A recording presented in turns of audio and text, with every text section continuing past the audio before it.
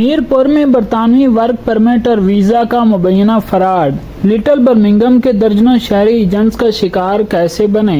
Shagufta be be کا خواب تھا کہ وہ اپنے بیٹے کو تعلیم مکمل ہونے کے بعد بیرون ملک بھیجیں، اور اسی لیے ان سے ایک ایجنٹ نے 82 لاکھ روپے کے عوض برطانیہ کا ورک پرمٹ دینے کا وعدہ کیا تھا۔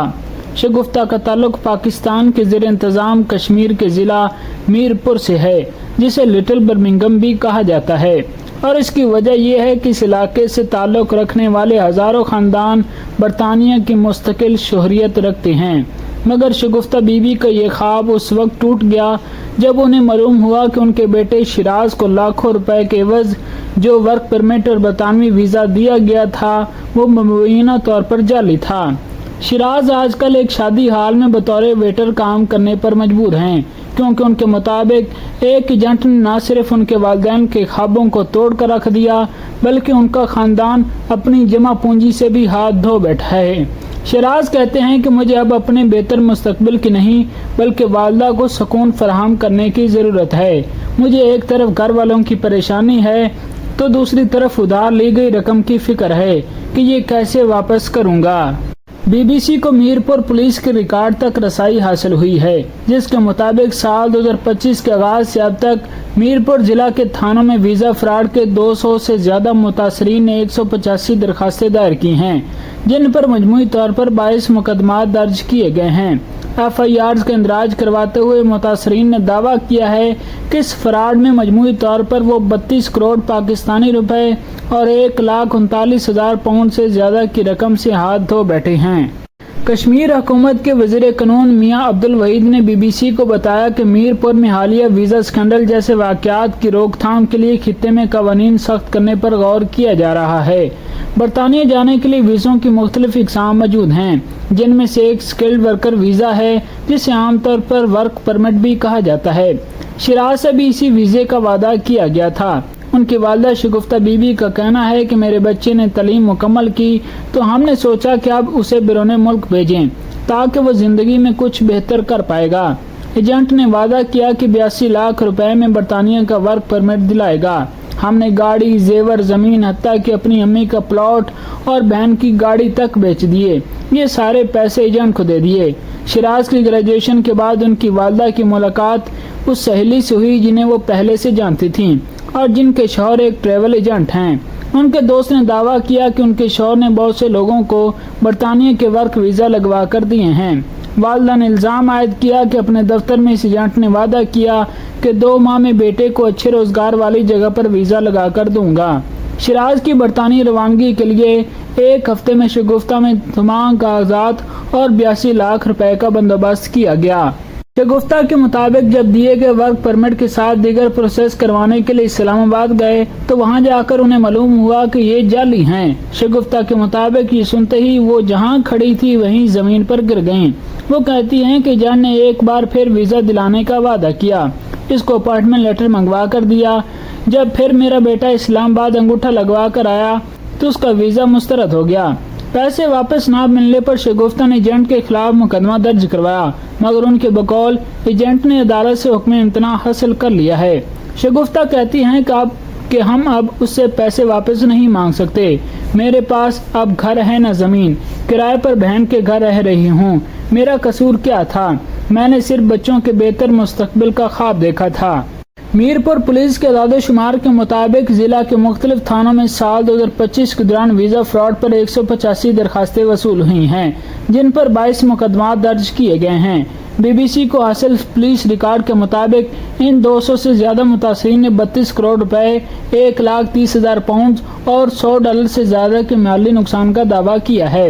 ایس پی میرپور خرم اقبال نے بتایا کہ جعلی ویزا کے کیس میں جعل سازی اور انسانی اسمگلنگ سے متعلق مختلف دفعات کے تحت مقدمات درج کیے جاتے ہیں، مگر وہ تسلیم کرتے ہیں کہ ایسے کیسز کے لیے کشمیر کی پولیس کے پاس کوئی خاص تربیت موجود نہیں ہے۔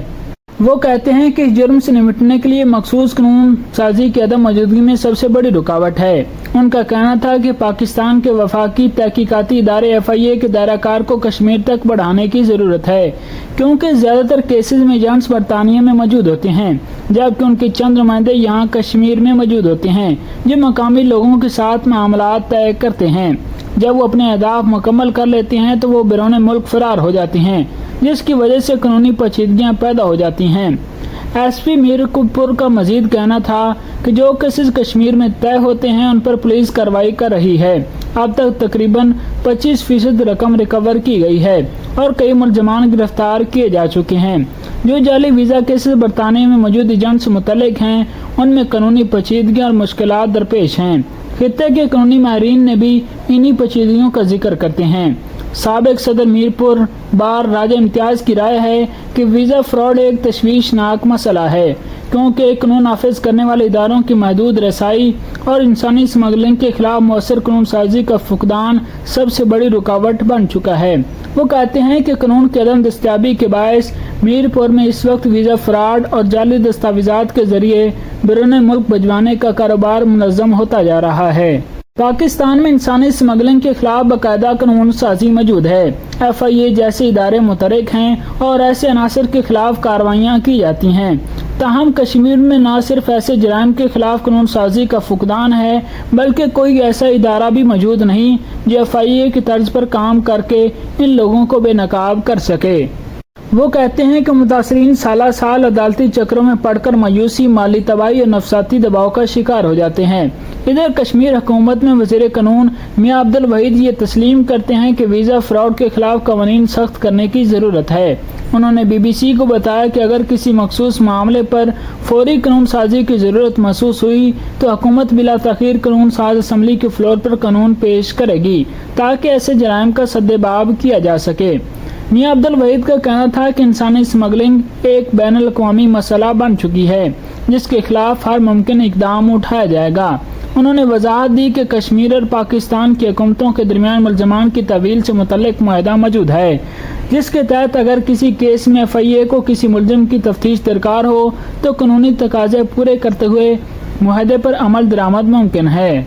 जिला मीरपुर के एक और रिहायशी जावेद इकबाल के बकौल उन्हें भी इसी तरह निशाना बनाया गया, जिसके खिलाफ उन्होंने दरखास्त दायर की है। उन्होंने दावा किया है कि उन्होंने अपने बेटों को बैरून मुल्क भेजने के लिए एक एजेंट को 42,000 बरतानवी पाउंड दिए थे, मगर उन्हें भी इसी के एवज जाली वीज़ा दिया गया। वो कहते हैं कि एजेंट उनका जानने वाला था और वो इस बात पर मुतमईन थे कि ये शख्स मेरे साथ धोखा नहीं करेगा। सफेद और उनके चंद दोस्त अब मिलकर ये कोशिश कर रहे हैं कि मुतासरीन का एक फोरम कायम करें जो कश्मीर के दारुल हुकूमत मुजफ्फराबाद में धरना देगा। कश्मीर के जिला मीरपुर से ताल्लुक़ रखने वाली एक बड़ी तादाद बरतानिया में मुकीम है और माजी के मुकाबले अब वर्क वीज़ा का असूल मुश्किल होता जा रहा है। मीरपुर से ताल्लुक़ रखने वाले साफ़ी सजाद जुराल का कहना है कि मीरपुर में हर दूसरे घर का कोई न कोई फर्द बरतानिया में मौजूद है।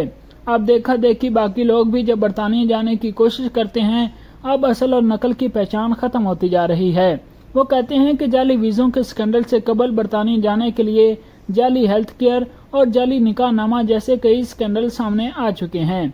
हेल्थ केयर वीज़ा के लिए जिन लोगों ने जाली दस्तावेजात का इस्तेमाल किया वो बैरून मुल्क तो पहुंच गए, मगर उनके पास कोई तजर्बा नहीं था और ना ही अपनी काबिलियत साबित कर सके। इसी तरह अगर कोई फैमिली बरतानिया में हो तो वो किसी अजीज को बुलाने के लिए जाली निकाह नामा बनाते हैं।